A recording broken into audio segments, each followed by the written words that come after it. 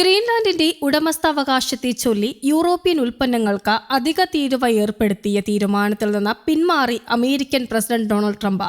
സ്വിറ്റ്സർലൻഡിലെ ദാവോസിൽ നടക്കുന്ന ലോക സാമ്പത്തിക ഫോറത്തിനിടെ നാറ്റോ സെക്രട്ടറി ജനറൽ മാർക്ക് റൂട്ടെയുമായി ട്രംപ് കൂടിക്കാഴ്ച നടത്തിയിരുന്നു. ഇതിന് പിന്നാലെയാണ് തീരുമാനമുണ്ടായത്. നാറ്റോയിൽ അമേരിക്കയുടെ പരമ്പരാഗത സഖ്യകക്ഷികളായ Denmark, Norway, Sweden, France, Germany, UK, Netherlands തുടങ്ങിയ രാജ്യങ്ങളിലെ ഉൽപ്പന്നങ്ങൾക്ക് ഫെബ്രുവരി 1 മുതൽ 10% തീരുവ ഈടാക്കും എന്നാണ് ട്രംപ് പ്രഖ്യാപിച്ചിരുന്നത്.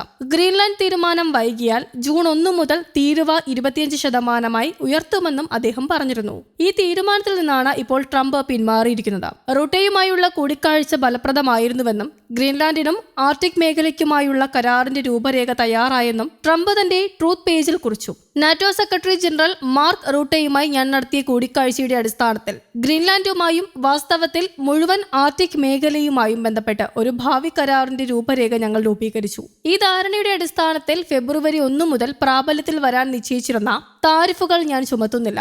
ഗ്രീൻലാൻഡുമായി ബന്ധപ്പെട്ട് കൂടുതൽ ചർച്ചകൾ നടക്കുന്നുണ്ട് എന്നും ട്രംപ് കുറിച്ചു. ഗ്രീൻലാൻഡ് പിടിച്ചെടുക്കാൻ സൈനിക ശക്തി ഉപയോഗിക്കില്ലെന്നും പകരം ചർച്ചയിലൂടെ ധാരണയിലെത്തും എന്നാണ് ട്രംപിന്റെ നിലപാട്.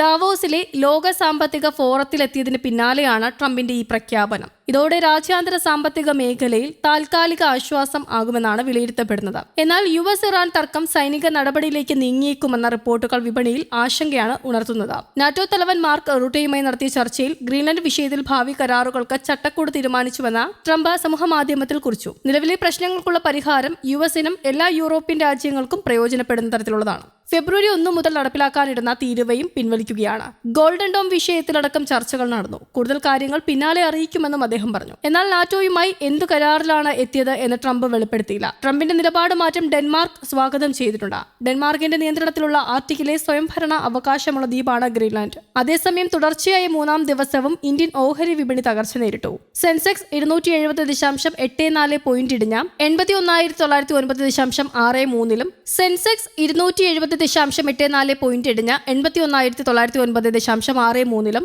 Nifty 75 point നഷ്ടത്തിലുമായി. സൂചികകൾ 3 മാസത്തെ ഏറ്റവും താഴ്ന്ന നിലയിലുമെത്തി. ട്രംപിന്റെ യൂറോപ്യൻ തീരുവ, പ്രതീക്ഷിക്കത്തുയരാത്ത 3-ാം പാദ ബലങ്ങൾ, വിദേശ നിക്ഷേപകരുടെ വിൽപ്പന, വിപണി വീണ്ടും താഴേക്ക് പോകുമെന്ന സൂചന എന്നിവയാണ് കാരണം. ഇന്നലെ വിദേശ നിക്ഷേപകർ 1,787 കോടി രൂപയുടെ ഓഹരികളാണ് വിറ്റത്. അതിനിടെ US വിപണികൾ ഇന്നലെ നേട്ടത്തിലായി. ഗ്രീൻലാൻഡ് വിഷയത്തിൽ ധാരണയിലെത്തുമെന്നും യൂറോപ്പിനെതിരെ പ്രഖ്യാപിച്ച തീരുവ പിൻവലിച്ചേക്കും എന്നുമുള്ള പ്രതീക്ഷയിലാണ് നിക്ഷേപകർ.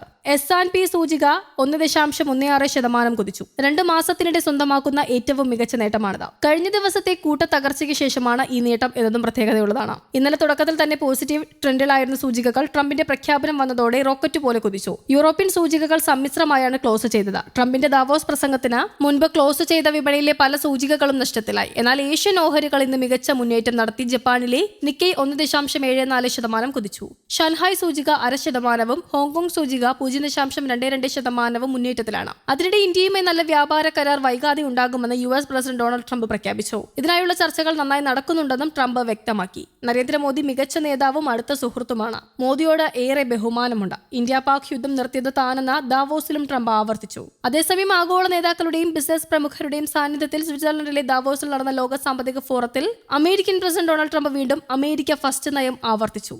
News desk, Kerala Kaumudi.